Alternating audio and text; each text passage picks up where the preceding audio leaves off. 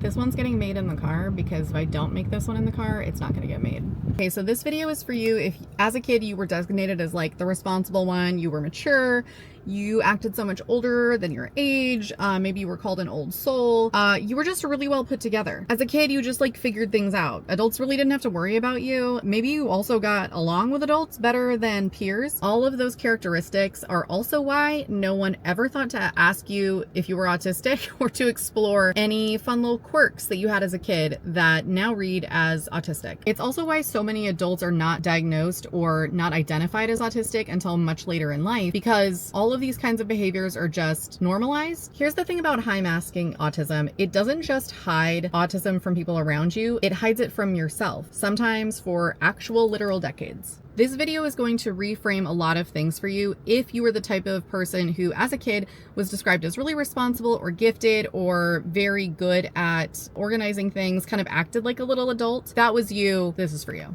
Because if you're an adult now, a lot of the things that used to feel really easy feel suddenly much harder within, I don't know, probably the last 5 to 10 years. Things that used to seem really easy are now really, really difficult. I'm Crystal Britt. I'm a licensed clinical social worker in the states of California, Texas, and Maine, and I specialize in working with neurodivergent adults, specifically with ADHD AFAB people. And today we're talking about masking. We're going to talk about what it is, how it develops, and why it means that so many autistic adults make it so far into adulthood without ever realizing that this is what's going on with them. So masking is the process of monitoring, noticing, and adjusting your own behavior or the way that you are acting with people in order to fit into a more neuronormative, not lifestyle, but society, right? Like our society functions off of the assumption that everyone is neuronormative and doesn't deal with any neurodivergent diagnoses, which is ableist to be sure, but masking is the coping skill that autistic and ADHD people, and honestly a lot of neurodivergent umbrella folks, have used to adapt to their surroundings. And for most people, this starts at a very, very early age. Like as a kid, you watched other people and how they interacted with each other. You maybe learned scripts, or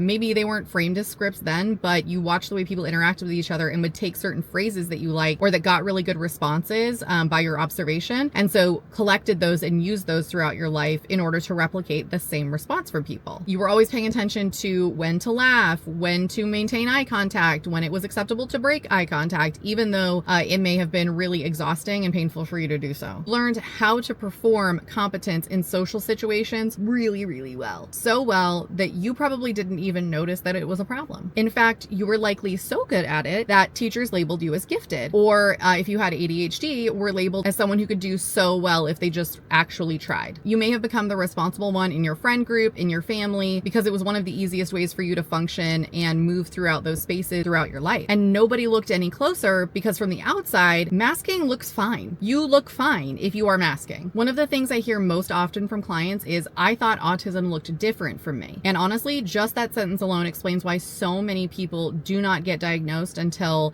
they're well into their 30s, 40s, and sometimes beyond that. And if any of this is starting to feel familiar or sound familiar, and you've been wondering whether or not autism might be part of your experience, part of your neurotype, part of your mental health journey, I offer free 15-minute consultations where we can talk about what's going on with you, if an assessment might be something that you would want to look into, or if you need additional support. The link is in the description. I also have 2 small groups opening in April of 2026. One is for adults exploring whether or not they might be autistic, and the other is for parents of PDA kids, persistent demand avoidance, although in the community we call that persistent demand for autonomy. Both of those groups are limited to 6 people in the states of California, Texas, and Maine, and everyone starts with a free consult. All the details are in the description. Let's keep going. Here's the thing that nobody tells you about masking. It works really, really well until it doesn't anymore. I experienced this personally when I was in COVID lockdown with my kids, and my anxiety and depression were not getting any better, even though we had increased my dose on my antidepressant. I knew or felt like intuitively that there was another component that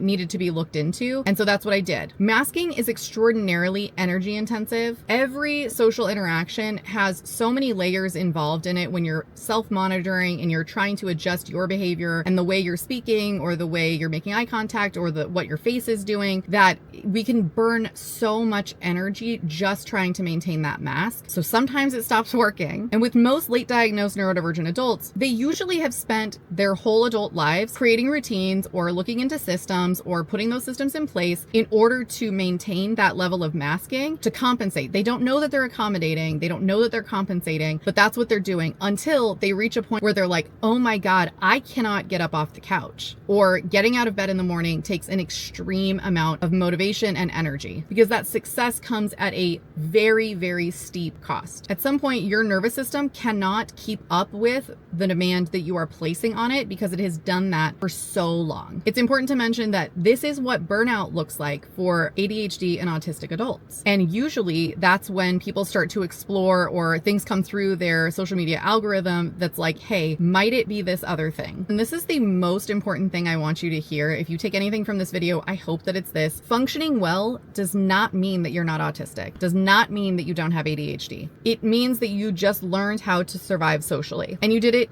so well. But that survival comes at a high cost that we all have to pay. The gifted kid who always had it together, the responsible person who everyone could count on, the person who seemed to manage everything at home while quietly feeling like they were falling apart inside. These aren't contradictions to an autistic profile. A lot of times they are the autistic profile. Usually the realization that changes things for people is not the diagnosis itself. It's looking at that diagnosis as a lens through which to see the context of their whole lives, where they go, oh my God, I can't believe that's actually what was behind all of this exhaustion and all of this effort. And they also often realize that they've been holding themselves to standards that they would never, ever hold anyone else to, and would also call someone else a monster for holding someone else to. But they've been holding themselves to those standards every day for their whole lives. I want you to consider something. Sometimes maintaining that personality, that mask, felt hard because it is hard. You were just really, really good and adapted to making sure no one could tell. And that's not a character strength, that's masking. And you deserved support way before now. The link to book a free 15-minute consultation or to check out all of the resources I have on my website is linked in the description. If you're interested in either of those small groups that are opening up in April and you're in the states of California, Texas, or Maine, those details are down there too. The spots are limited to 6 each because I like to keep those groups small and cohesive and intimate. So if you're interested, please reach out. Thank you so much for watching. If this resonated with you, please share it with someone who might need to hear it, and subscribe so you don't miss any upcoming videos. Next time we're going to talk about something that doesn't get discussed nearly as often as it should, and that's why being a parent of a neurodivergent child so often mirrors back to you your own neurodivergence. We'll see you then.